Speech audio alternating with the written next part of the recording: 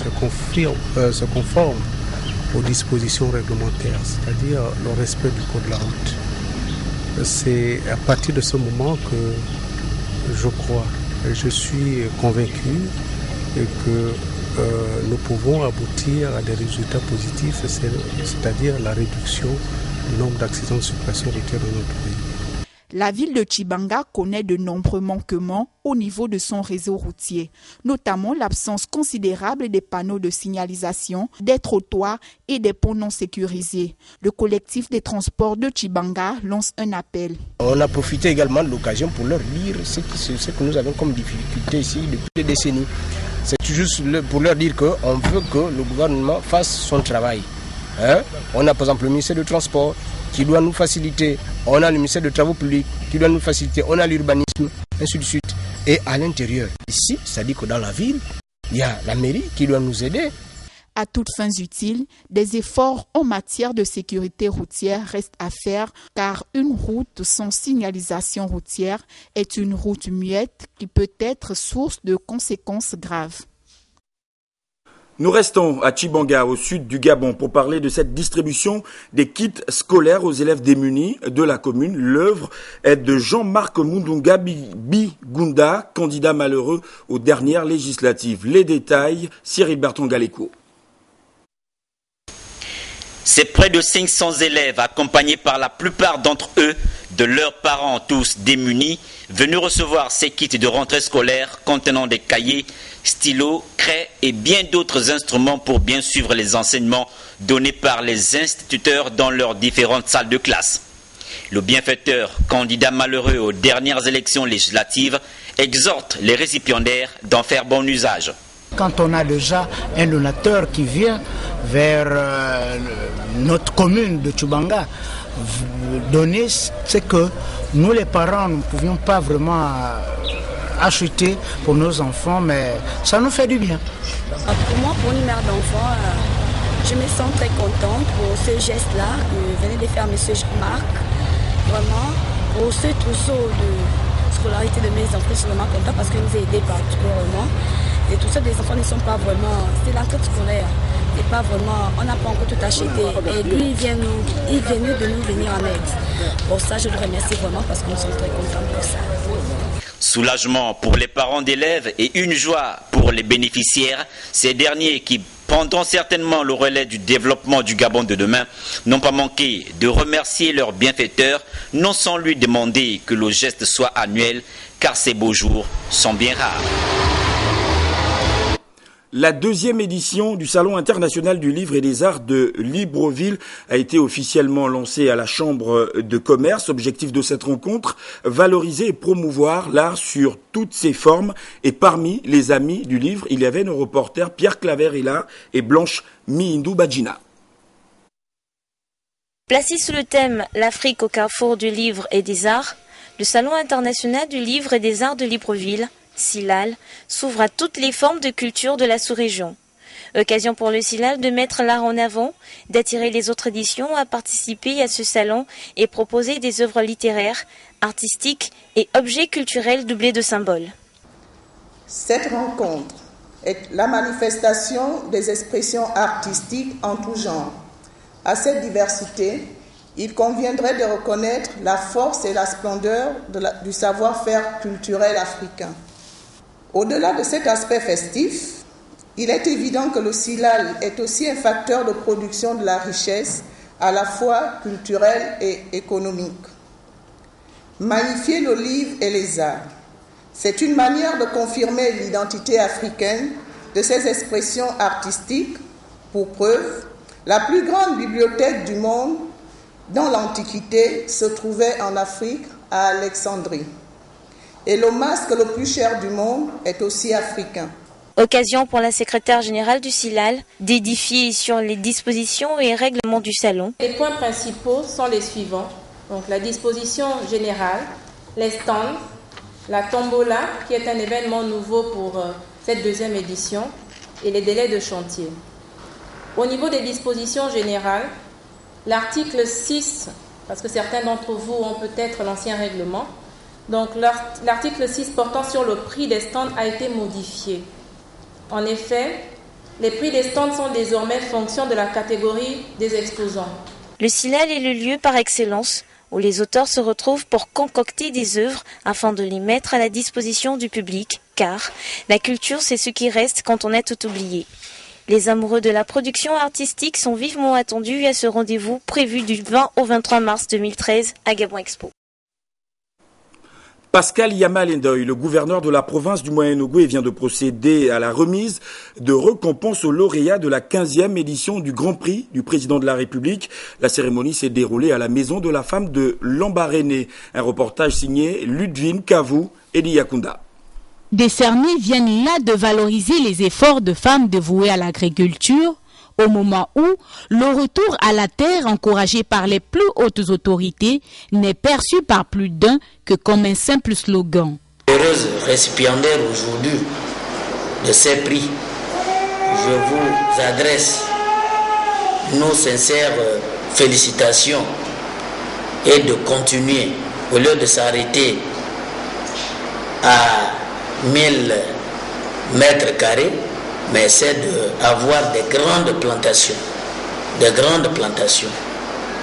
pour que au niveau de la province du Moyen-Ogooué, nous puissions également prétendre à l'autosuffisance alimentaire. Le ministre de la Famille, Abifoun, a procédé à la remise officielle des cadeaux, des prix. Mais ici, ce n'est que juste une formalité. Ces 6 lauréates du Grand Prix du Président de la République édition 2012, dont le seul critère de sélection reste le mérite, devraient conduire les uns et les autres dans la pratique de l'agriculture. Nous vous remercions, Monsieur le Gouverneur. Nos remerciements vont également à Madame la directrice provinciale qui nous a encadrés pendant tout ce temps.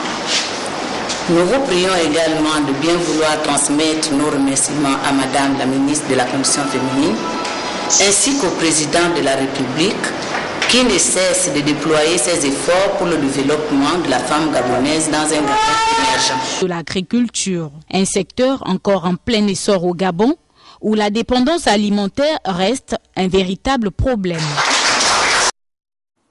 La culture et de la religion pour la suite de cette édition d'information. Un invité sur ce plateau, Azizi Nanga, l'artiste Azizi Nanga. Une surprise pour vous ce soir, madame. Bonsoir. Bonsoir. Alors, il faut dire que vous avez touché le cœur des Gabonais à travers vos cordes vocales que vous consacrez désormais à l'Église. Pourquoi ce basculement ? Je voudrais tout simplement citer d'abord un verset biblique dans Éphésiens 5:8 qui dit « Autrefois vous étiez ténèbres et maintenant vous êtes devenus lumière en Jésus-Christ. » Si j'ai basculé, c'est parce que Jésus-Christ est lumière du monde est rentré dans ma vie et j'ai compris que les dons et les talents que Dieu donne sont d'abord pour sa gloire. Nous avons perverti. Nous vous découvrions encore dans une de nos émissions très prisées le samedi, Merveille du passé. Ça veut dire que vous ne chanterez plus ? Non, je ne chanterai plus pour ma gloire. Mais désormais, j'évangéliserai avec le chant, avec la louange, l'adoration pour la gloire de Dieu. D'accord. Alors, il faut dire que vous devenez désormais évangéliste mondial du ministère Mont Sinaï, c'est bien cela ? Oui. Et vous allez être consacré. Oui. Comment la cérémonie va se dérouler ? Le premier jour, c'est le 23 demain, de 17h à 18h. Ce sera mon témoignage. Mon témoignage, je vais parler de moi, de ce qui m'a poussé à sortir de la scène publique, de la scène de la chair, je parle bien, et rentrer dans la scène spirituelle. Et ensuite, je vais démontrer que les talents et les dons viennent de Dieu parce que je vais consacrer mes cordes vocales au Seigneur et je vais chanter samedi, 24 novembre. Et ce sera où ? à Mont-Sinaï toujours, à Beau Séjour, la 2. Une grande salle, une grande église. D'accord. Un mot de fin, très rapidement? Un mot de fin, j'invite tout le monde à venir écouter ce message, le témoignage et le message, et me voir donner la voix au Seigneur, chanter pour la gloire de Dieu. Aziz Inonga, merci d'être passé sur le plateau de Gabon Télévision. Restez avec nous pour parler de sport et football pour la fin de cette édition d'information.